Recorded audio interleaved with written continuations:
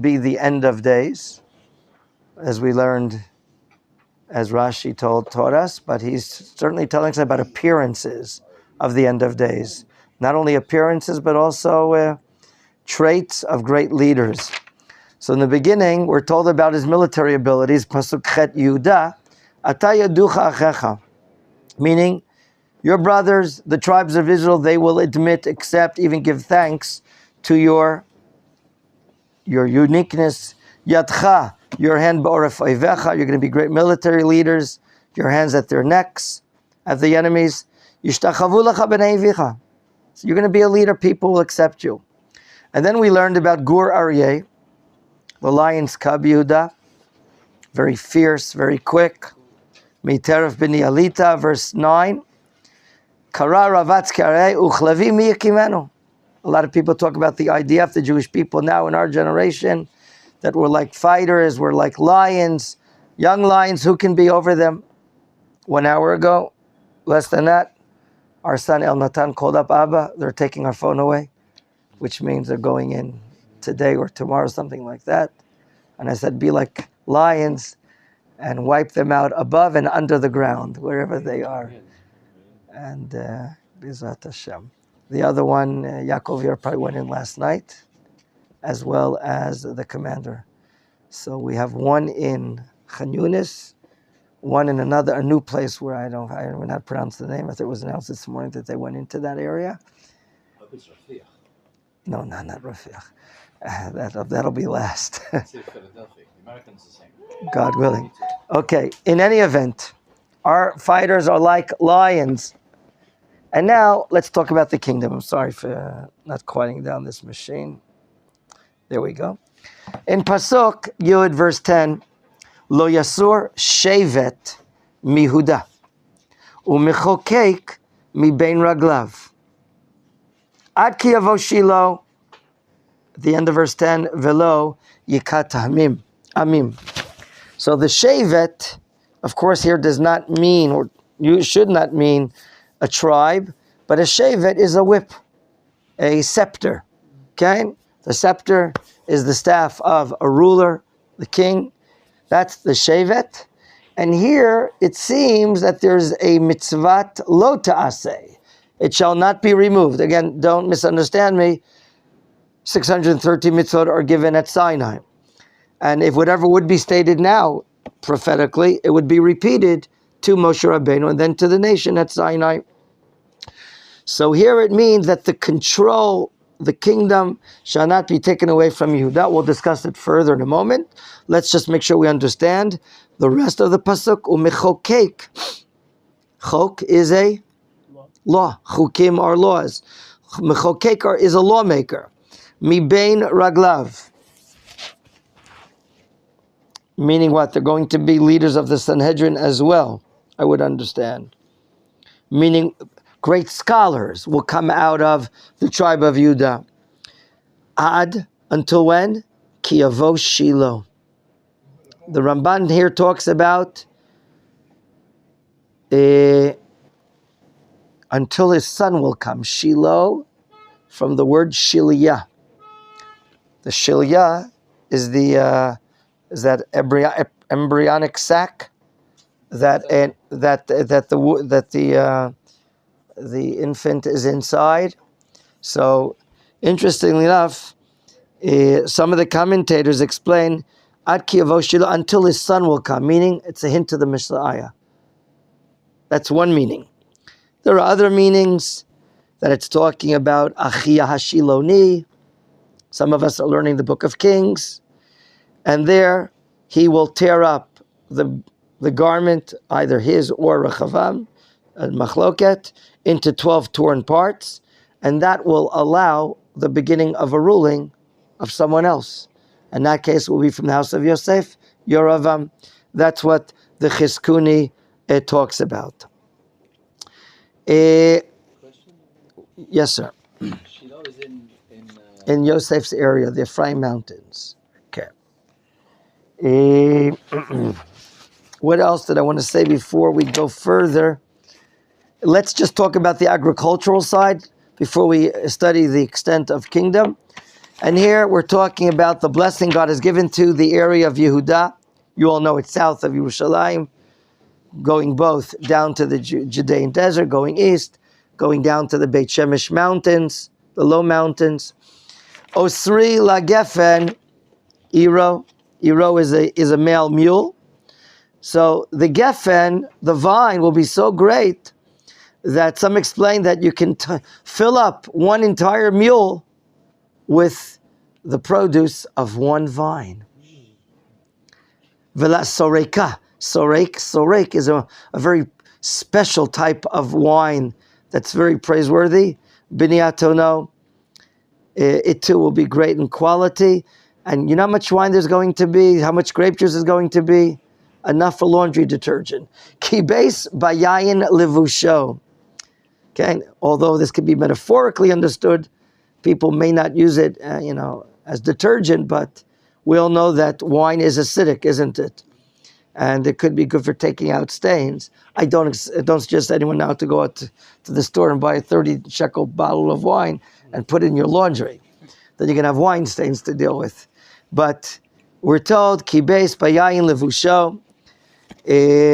Some explain the pshat is that after the picking of grapes and the stomping of them in the wine press, their clothing will be stained from the making of the wine, as it's stated in Isaiah chapter 63. Uvedam anavim suto. The ending of this pasuk, hachachlili einai meyayin, the redness of the eyes from the drinking of wine, will be a fact amongst the people of Yehuda. They'll drink it like Coca-Cola. Uleven shinai mechalav. Milk. Okay, they may have a teeth whitener because there's going to be a lot of milk production. When we talk about chalav in the Chumash, when we talk about milk in the Chumash, we generally don't mean cow's milk, but we mean goat's milk. How does that have to do with Yehuda? There's going to be a lot of area for meadowing the sheep, the Judean desert, the outskirts of Beit Lechem, the outskirts of Hebron, and so on and so forth. So we see here hinting to a lot of milk production, a lot of wine production. And by the way, the Sforno talks about that there's a hint to the upcoming Geula. Why is the donkey mentioned? Because you know how stubborn the donkey is to get him to move. It moves very slow. And that is a hint to the coming of the Messiah, the Mashiach, that it is a slow process. And therefore, matters of the Mashiach are hinted here, like the Talmud says in Sanhedrin, quote, kim'ah, slowly, probably heard it from Rav Moshe Kaplan several times, is the coming of this matter. My dear friends, are there or not exceptions to the rule of the tribe of Yehuda? All we have to do is open up Sefer Shmuel and learn who is the first of kings. If we can just lower the heat, please, just a little, thank you. We learn about that Shaul was the first king. And we know Shaul is not from the tribe of Yehuda, but Shaul is from the tribe of Binyamin. So, how do we understand that? The Ramban, at length, Nachmanides, it's a wonder if you can open them up later, today, tonight, tomorrow for Shabbat. Study the Ramban. He talks about these matters at length. And the Ramban reminds us that the Jewish people, in the wrong manner, asked for a king, showing and expressing they didn't want any more the spiritual rule of the great prophet of that generation called Shmuel. Very good. And since they asked in a wrong way, God, through Shmuel, provided for a temporary kingdom. A temporary kingdom, what we call Malchut Sha'ah. And therefore Shmuel, as the leader of the generation and the prophet of the generation, and he led the Jewish people to war based on his words from God, saved them many times. They should not have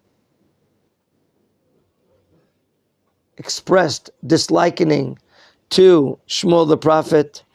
And therefore, you ask for it, God will give them. But he gave them not a established kingdom, but rather a temporary kingdom. Now, the question is, okay, you answered the question for Saul, Shaul. I was a temporary kingdom, and therefore there's no problem here that the scepter was taken away from Yehuda. It was never given to Yehuda yet. Okay? It was never given to them. For those learning the book of Kings, we learn about one generation after Solomon, King Solomon, and we're learning that the kingdom is ripped up into two kingdoms, and the prophet is sent, Achiyah from Shiloh, and he's basically going ahead and putting Yoravam from the tribe of Yosef into office. He's putting him into office. Although we don't see exactly an anointing process, but the prophet says, I will afflict the seed of David for this, and Yoravam becomes king, based upon prophet, and others as well. Now I understand how Yoravam has a right to be the king, because God sent the prophet. But what about the others after Yoravam? Many kingdoms from Ephraim and other tribes continued the kingdom of Israel. So here, the Ramban says this is a violation. This is a violation of the commandment here of the great-great-grandfather Yaakov Avinu. And you know what? For that, they were punished. We learn the book of Kings, one king after the other in the Shomron. Terrible things. Their kingdoms are abolished. One comes up after the others, and therefore they're not doing the right thing. They should have done their tshuva and hand over the scepter to the house of David in the tribe of Yehuda. But they didn't do it. What about the Second Temple time? Who was leading the Jewish people? Let's go now to the Greek-Assyrian time. And what are we celebrating? The holiday of Chanukah. The wars led by the Kohanim from the tribe of Levi, called the Chashmonaim. They lead Israel to war. And the fact that the kingdom was restored for more than 200 years, for that we celebrate and we recite Hallel.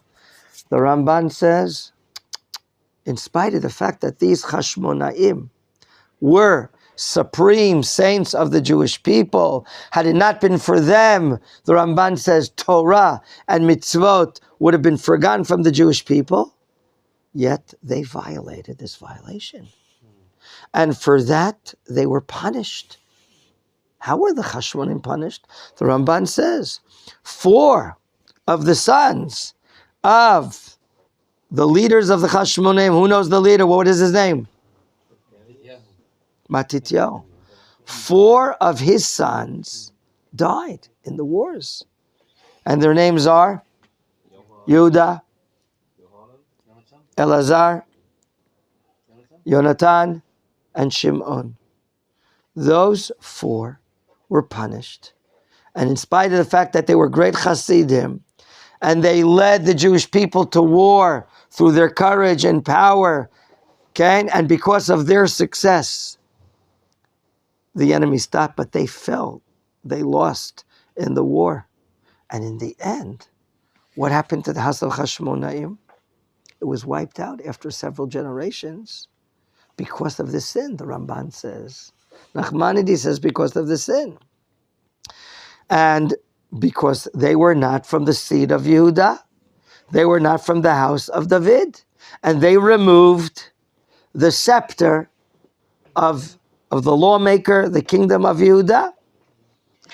And this was a punishment. The Ramban calls it midah keneged midah, an attribute for an attribute. Since they wanted to be the rulers, but they didn't have the right to, they should have been the servants, they were wiped out by servants.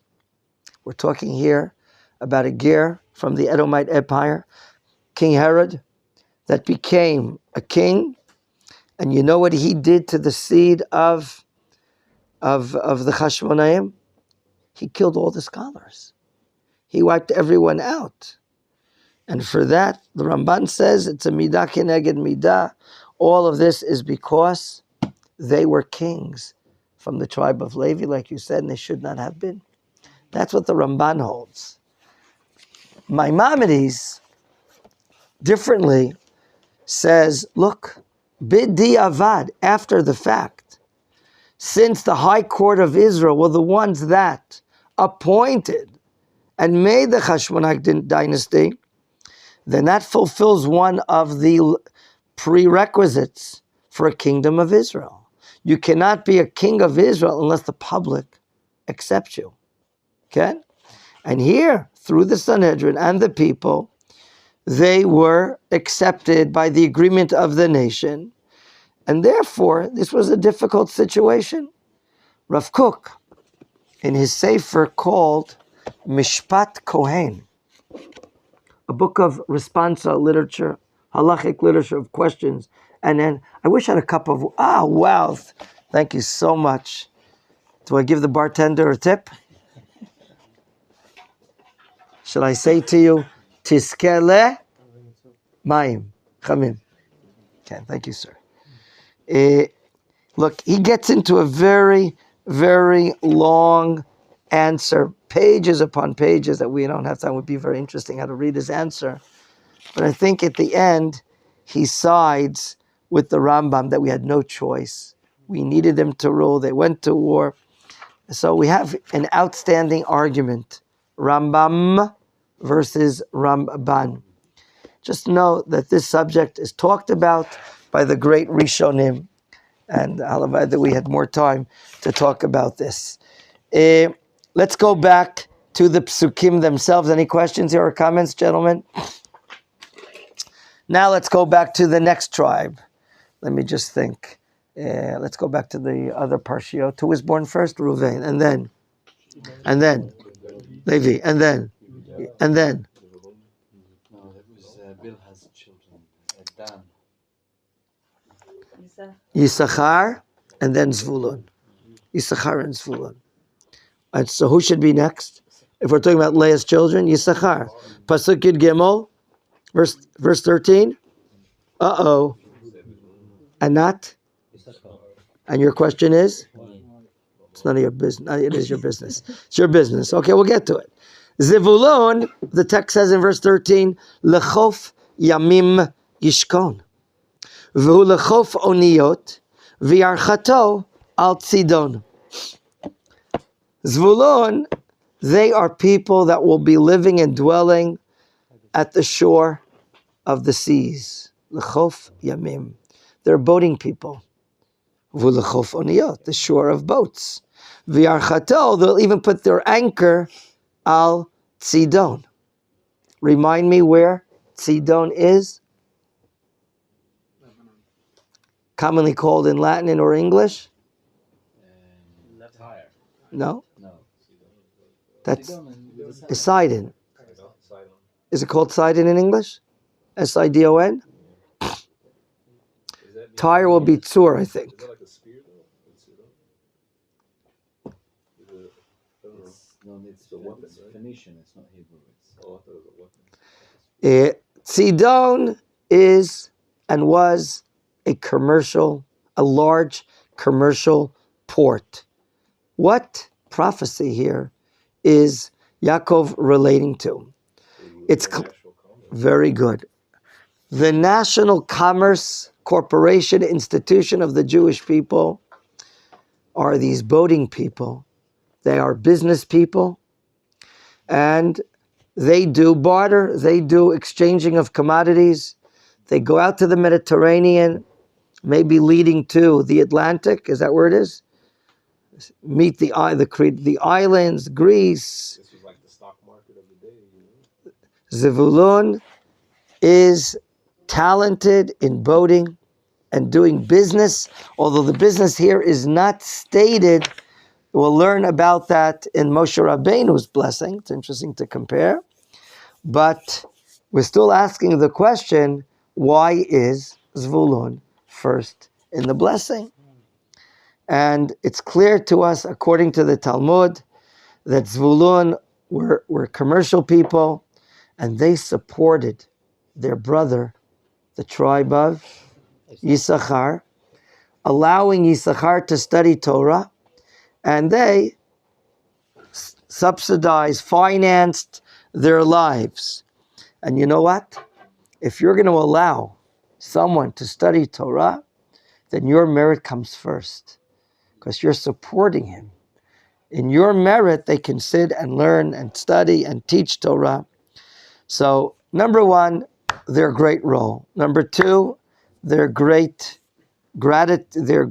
actions of kindness to their brother. Number three, geographically, they're going to be off of the Haifa coast, okay, inland and towards the Mediterranean, even way before by the Carmel Mountains, okay. They will be there and be trading, as we see. There is a midrash that talks about that at one point of time, at the end of the Second Temple, when the Sanhedrin was exiling, it went all the way up north to Tzipori, which is inland, right, and that is the Nachala of Zvulun. So Zvulun will have the Sanhedrin in their area at the late Second Temple period of time, and they're a commercial trade area, and that explains why Sidon is mentioned. Sidon is not their territory, is not their area. Sidon is at the Lebanese coast, but their commerce will be so substantial that they'll pivot their boats all the way up to the Sidon coast, and that will allow them for great commercial trade and great livelihood, economic livelihood. So that's what we're learning here about the greatness of Zivulun, and that explains why they come first before. One second.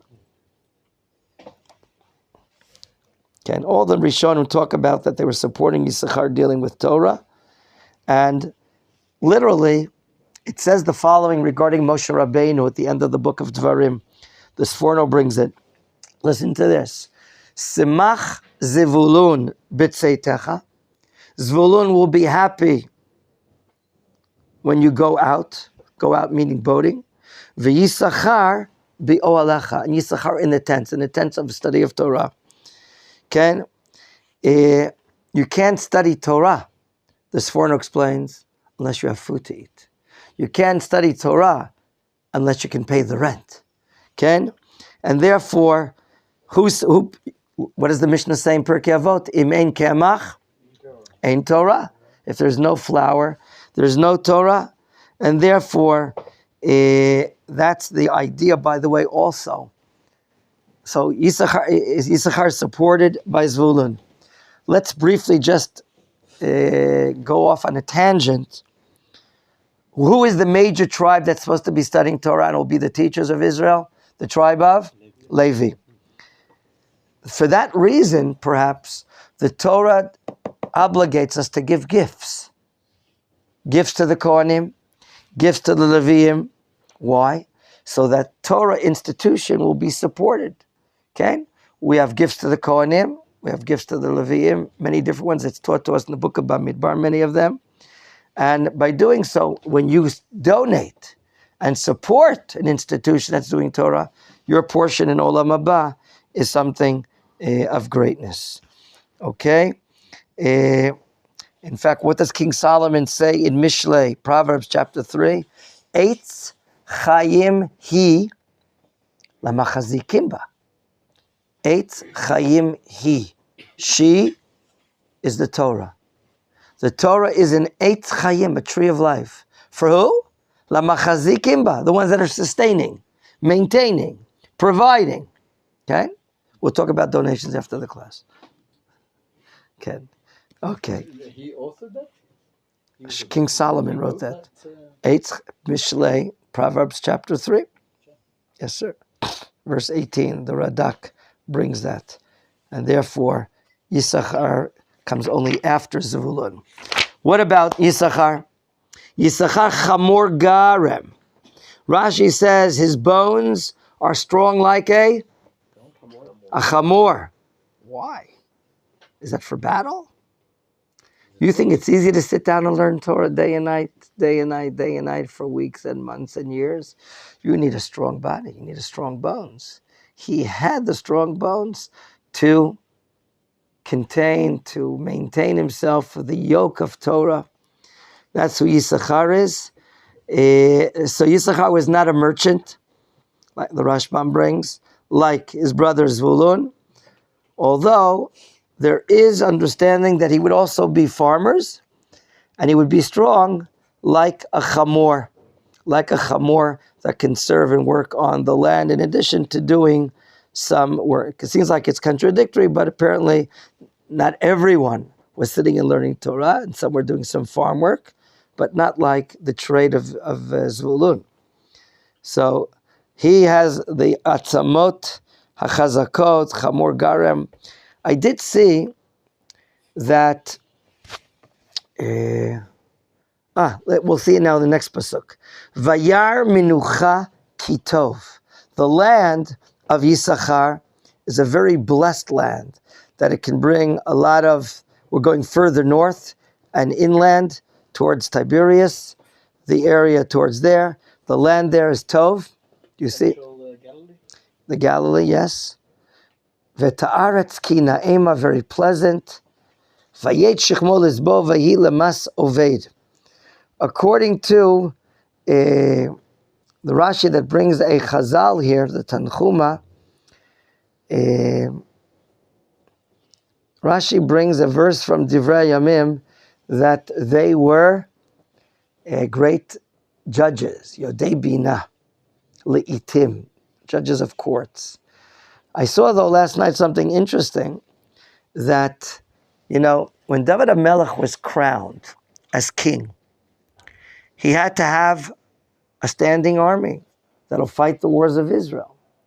So when there was a mobilization of forces, the Netziv says, and tribes came by the thousands, if not even tens of thousands. But from Yisachar, only 200 people came. Why? They were not in shape to be soldiers. And it's not the like, and this explains why they were sitting and learning Torah. And it was not to the likening of David. Even people studying Torah have to be what?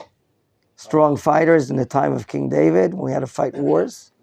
So I think he, I don't know if he decreed, but he urged them that they have to be part of the standing army as well. That's an interesting thing that I only saw first time last night. So that is about the tribe of Yisachar, second after Zvulun. Who do we come to now?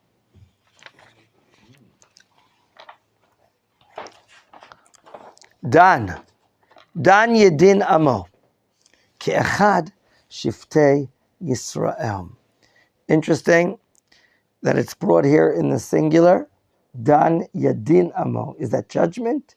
Is that judgment in courts? Well, Rashi understood it, that it's a prophecy about a person, and that is a person, a leader called Shimshon, taking judgment, revenge against who? The Plishtim. And Dan Yadin Amo Ke'echad will be very unique. Ke'echad. Some of you know when you studied Shoftim, the Jewish people were certainly not united in the time of Shimshon. If he would make a call out for other tribes to join him, no one would come. He was basically a solo actor. He fought against the Plishtim by himself. There were times that the tribes were telling him, stop rocking the boat, stop causing problems. The Plishtim will do terrible things to us. And there are even members of the tribe of Yehuda willing to hand him over to the authorities of the Plishtim. So he was like a lone fighter. Dan Yadin Amo Ke'echad, very unique. Shiftei Yisrael. This time Dan was living down by... So where is Dan living? Once we leave the Yerushalayim mountains and go down to the low Judean mountains, then we have the border between the Judean mountains south and the low mountains of Dan, towards the Beit Shemesh area, Tzorah, Eshtaol, all these areas where we have towns today, en route to the Beit Shemesh area where Akiva lives, right? You've heard of Tzorah and Eshtaol? It's on the road to Beit Shemesh. Tzorah and Eshtaol. So that's the area of Dan, but further down, going down towards Petach Tikva, Bnei Brak as well. That is the area of Dan, and that's called today on the traffic report Gush Dan. It's the most condensed area in the country as far as Jewish population is concerned. So we're talking about Petach Tikva, Bnei Brak, and so on and so forth. The only place to build is in the air, almost. Almost all the land there is taken. The Rashbam, on the other hand, does not like the idea, his grandfather Rashi, that this prophecy is only about one man. Okay? By the way, the way he's fighting, you can understand. Yehuda nachash alei derech. He's a single fighter like what? Like a snake on the road. Shfifon alei orach hanoshechi kveisus. He's able to what? To bite the heels of a sus, of a horse. Vayipol rochvov. According as a result, he's able to topple the horse riders. So again, Rashi saw this as a prophecy regarding Shimshon, that he's very special. He's special, although he's so special, just like a David that comes from Yehuda. That's how Rashi saw this. However, the Rashbam, the grandson of Rashi, saw differently. He says, anyone that's explaining that's on Shimshon, he's talking about his grandfather, and maybe some others, he doesn't really know what's the depth of the psukim talking about. Okay, there are several times Rashbam, who was a hard advocate, a very strong advocate of simple meaning, the pshat, and his grandpa, Rashi, also advocated bringing the pshat. But he writes in Parashat Vayechi, if I'm not mistaken, Ma pitom, my grandfather's always bringing the midrashic, midrash. Midrash is not the pshat, the simple meaning. So he makes an admission there in the name of his grandfather. He says, grandfather's had, if he'll have a chance later in his life, I'll write another commentary, or something to that extent.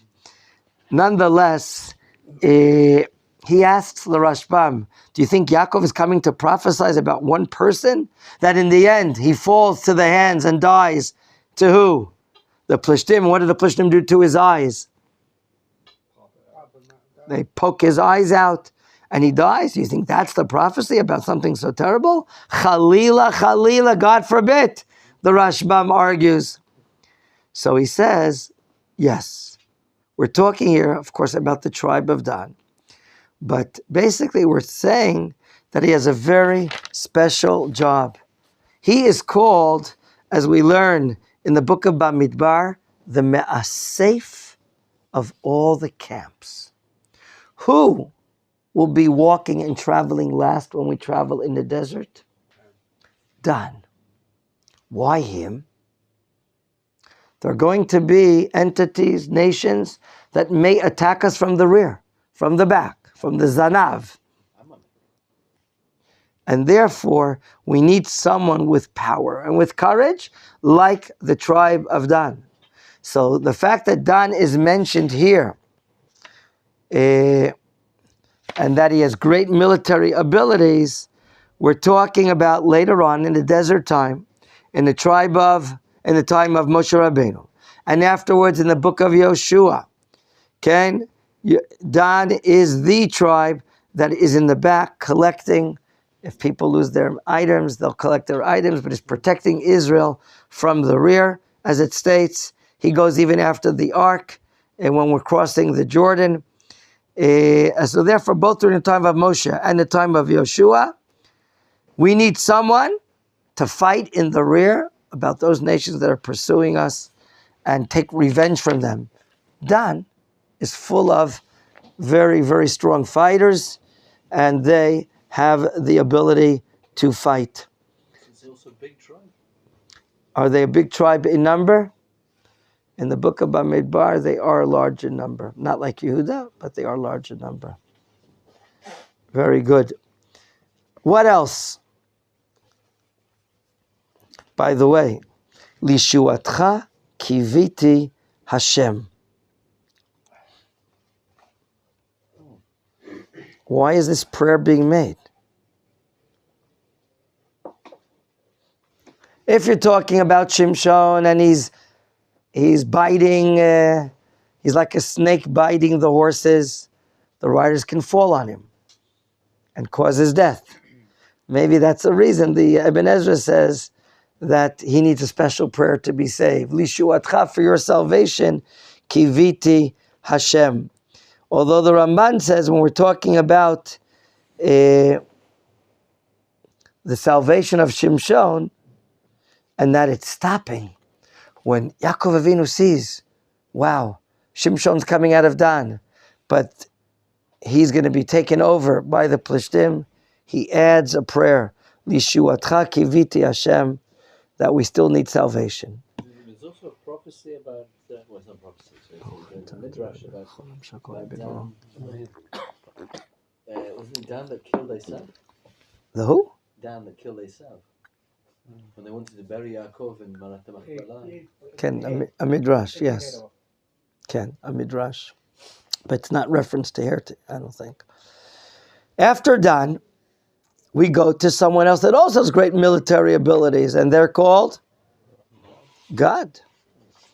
Why is there a name called God, it seems here? Gedud, Yegudeno. Gedud, Yegudeno. Vehu, Yagud Akev. Again, okay, so now we meet up with military terminology, okay? Military terminology. And let's see if we can understand, and it's applicable to our army today. Okay, we have, let's go from the bottom, a tzevet.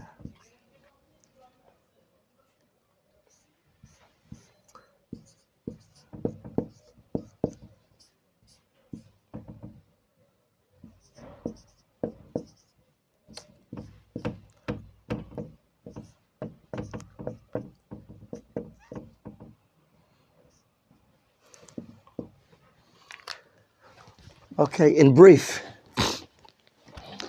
when our boys are in the army, a tzevet, a team, or machlaka, department, is formulated. Okay? When our boys are in the army, a tzevet is formulated. 3 tzvatim, 3 of these teams, make what we call a company, a pluga. A pluga. After we have 3 plugot, that forms a gedud. We're talking about God. That's really a large group. And then if we have 3 gedudim, we have a chativa called a division. Okay? The uniqueness of God is that they're group fighters. They're not solo. If I may be indifferent to Dan for the understanding that Yaakov was prophesying about Samson. Shimshon was a single solo fighter. God's uniqueness is Gedud Yigudenu. When they're organized together, they're being praised here, as the Ramban explains, that they have tremendous courage and tremendous victories about anyone coming to go to war against them. And realize later on at the end of Bamidbar, they join Reuven. And where do they ask for an inheritance? On the other side of the Jordan River. Now, that type of land is frontier area. You are exposed to anyone and everyone coming from the east, from the north, from the south, like Ammon and Moab and Edom. Those are the evil neighbors, as Ramban puts it. Okay? And they're what? Attacking you. They want to take away land. Okay? So, who is like a lion? Although he's not mentioned here as a lion, he's a great group fighter. That is Gedud, the Gedud of God. Okay? And Rashi says, in V'hu Yagud Akev, okay? that all the Gdudim will come back to their property, to their land at the end of wars. In other words, no one will be missing in action. That is a wonderful bracha. The Gdudim, the fighters of God, will never, not only not lose a war, but no one, God forbid, will be taken as hostage. As we pray today for our hostages to be freed as fast as possible. Amen, B'ezrat Hashem. So that's the greatness of Gdud of God. Questions or comments? They border Damascus? No. We'll just briefly explain to ask Chanuk's question. Where are they? If we have the Arnon River at opposite En Gedi, when we went on a trip 3 weeks ago, you can open up the door, but is it there? Opposite En Gedi, okay? So on the other side, on the east side, please. So from there until the Abok crossing, opposite Shechem, go up further. That area will be the area of Gad. No. So where we were before in the Arnon is Ruvain. And then somewhere a little north until the Abok is Gad. No, further south. That's the Arnon, right? No, the Arnon is opposite En Gedi. That'll be Ruvain. And then somewhere where your fingers right now is. So God will be from there going down towards the Dead Sea. That area. Not all the way down because Ruvain is there as well. So you see God goes up to the Abok crossing more or less. And then we have the half a tribe of Menachem. Although there's a thin strip of land that goes to the Kinneret that also belongs to God that we learn in the book of Yoshua. Oh, so it's a machloket. Is he dying and being buried in the area of Ruvain, Mount Nevo, or God? There's several understandings. We can get to that at the end of the book of the Devarim Deuteronomy. Thank you, sir, for your map services. Ken? Okay. Any other group fighters? We now go to Asher. Okay? Me Asher Shmeina Lachmo.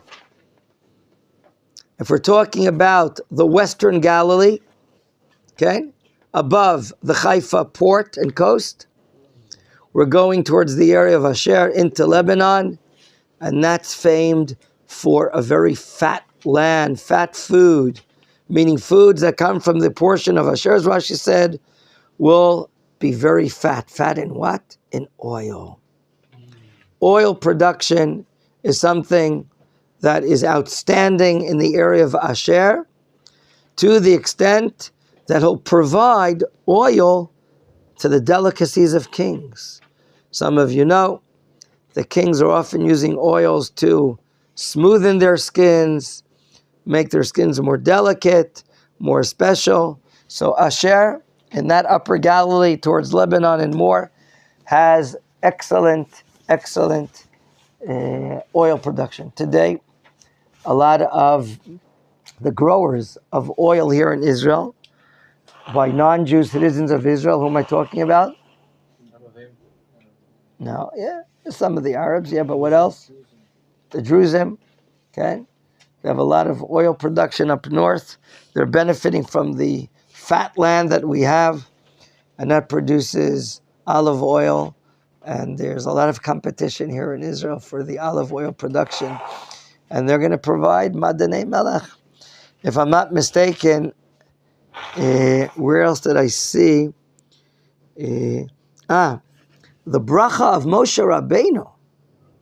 Rashi brings here, V'tovel b'shemen raglo. There would be so much oil production, olive oil production, that you'd be able to immerse your feet in the olive oil. Okay? Now, if you're not an olive oil fan, you must say that in the last 2 decades, I assume, olive oil is rising and rising in consumer usage. More and more people are using olive oil. They see how healthy it is. They're less using. My son said that he the amount of olives nowadays is a lot less. The problem with the olive trees, they're not producing as many as they were previously. So, in any event, there's plenty of it, and Israel is consuming more and more. And let me ask you a question. Would you soak your feet in olive oil? It's expensive. You know, did it last night? It's him. He did it last night. You know what I'm talking about? What? I soaked my feet yesterday in some hot water and some salt, thick salt. What is it called? What is coarse salt called in English? Rock salt? What? Rock salt? It's melech gas. Rock salt. Rock salt, okay. And I added some shemen zayit, and it's great. It's great. It's very good. Now, I must tell you, a few weeks ago, we bought shemen zayit that has the holiness of the Shemitah, the holiness of the 7th year. We bought 4 or 5 liters of it. Can I use it No. for my feet? Why not, Mr. Homer? Excuse me, sir? Kedusha. It's Kedusha, and therefore You're not supposed to waste it. not to use it other than for eating and consuming it the regular way. It's very good, very nice. So I have to be careful only to use regular, not Kedusha, shemen zayit. If I wanted to soak my feet on or rub it in my hands or so on and so forth. Why? We're not allowed to cause a loss. The Torah says in Vayikra 25 regarding the Shemitah product, le'ochla, it's for eating it. And the Talmud interprets velo and not lehefseid, and not for loss. That's what you're referring to. Okay. So Asher would provide the delicacies for kings, for providing olive oil, and that is a great thing. Who else is up north next to him? Next tribe? Naphtali. Ayala. Shlucha. Naphtali. Today, unfortunately, in the Galil Elyon. Can you repeat that term? If there's a Galil Elyon, there's also a Galil Tachton. Can you pronounce that? Galil Tachton. The lower Galilee and the upper, higher Galilee. There are hundreds and hundreds of meters of difference. And today, we have a part of the upper Galilee called Etzba HaGalil, the Galilee finger. Okay? And we're talking about that area where tens upon tens of thousands of Jews, like in the south, have been evacuated from their homes. They're living in many places. Okay? We have map services by our dear friend. He will show us now that very hard area to defend. It's like an etzba. Thank you, sir. To the left is Lebanon. You see it? To the right is Syria, on the other side of the Hermon. So it's a very hard area to secure. And that's where the Hezbollah is sitting. Yamach Shema, may they be destroyed. Amen. And all the people, what is the name of the city in the Upper Galilee? Remember? Tzafat is in the Upper Galilee, but they're still living there. That's further away. What? No, the Golan is a different region. What's the name of the town, the city in the Upper Galilee, gentlemen? Has to do with the number 8. I know that he knows. What? It has to do with the number 8. The village of 8. Kiryat Shmona. Nachon? Kiryat Shmona. It's a little town, big industrial area. Now, Kiryat Shmona is sitting at the bottom of the valley. But the mountains above it, to the west, is called the Naphtali Mountains. Okay, and that's the Naphtali area. And Naphtali is likened to a ayala. Which animal is the ayala? No, it's not a ram. Ayol is a ram. What is an ayala? Deer. Antelope. Or Gazelle. whatever you wanna- Not ayala. Elk? No. An elk is. Gazelle. That's a moose. Okay, so we have a gazelle, we have a deer. You can sit down now, sir. What is special about a deer? Swift, fast. These animals can climb and run away once they sense danger. They're gone. So they're sent out, released like that. However, Chazal said that the area of Naphtali, their fruits ripen so fast. And here, Rashi, although Naphtali primarily is the top part of the Galilee, Rashi mentions a valley. Look at Rashi in 21 if you have. Zu bikat genosar, shikala levashel perotea ke'ayala zu, shikala lerutz. Genosar. If Genosar today is like the Genosar of then it's really part of the lower Galilee, because once you pass, traveling north, the city of Tiberia, I'm not going to show you my tabor.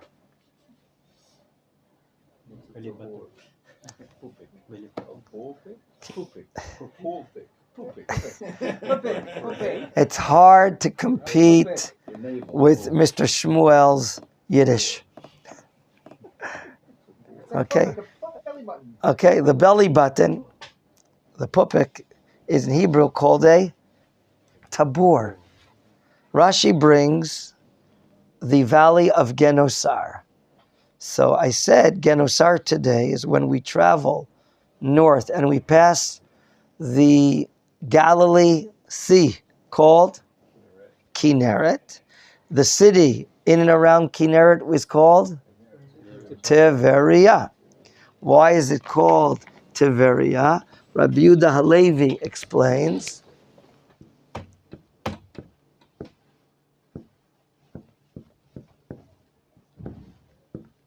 Tabor. Yeah. Tabor is the belly button. Yah is God's name. The belly button of God? I beg your pardon. What are we talking about? What are we talking about? So Tiberia is the belly button of God. Rabbi Yehuda Levi says it's the center of the land of Israel. Is it the center of the land of Israel? Isn't it up north? Well, if you have more land, it could be. So when we talk about greater Eretz Yisrael, like Hanoch is saying, the areas promised to Avram Avinu and promised also to Moshe at Sinai, we go all the way up northeast to the Euphrates, right? Very good, the Prat. Then we can understand how Tiberia is the center, the belly button, because the belly button is like the center of the human body. So Tiberia is like the center, the middle of the land of Israel. Getting back to Rashi bringing the valley of Genosar. The Talmud talks about, so Genosar is right after Tiberia, before we start climbing up to the upper Galilee. The Talmud talks about the fruits in that area. The fruits in that area are so special that they ripen so fast. They ripen so fast. And some of you know that the area of Tiberia is very, very fertile land. Fertile land. Aleph, we have the Sea of Galilee, the Kinneret. And it makes the entire area so special. I remember some of my daughters once took like a summer job for 2 weeks, I think, picking mango. The heat there is great, and therefore tropical fruit grows there immensely. The summertime, right? The summertime is the time for mango, if I'm not mistaken. And they would pay the pickers, how much. They would just pick like this. Remember the dolev we filled up a few weeks ago with olives? What is kablanot in English? They're not paid by the hour, they're paid by? The amount. The amount, that's what they use in English, the amount? paid. What do you call it?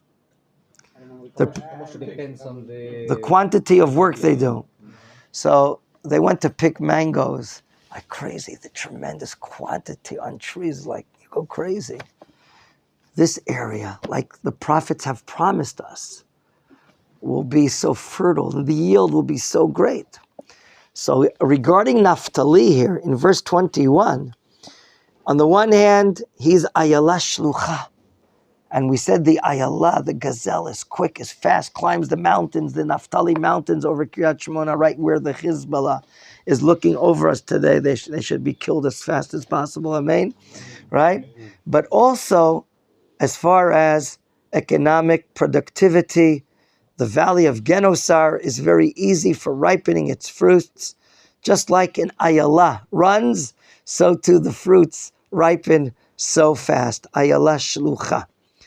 Ken Hanotain Imre Shefer.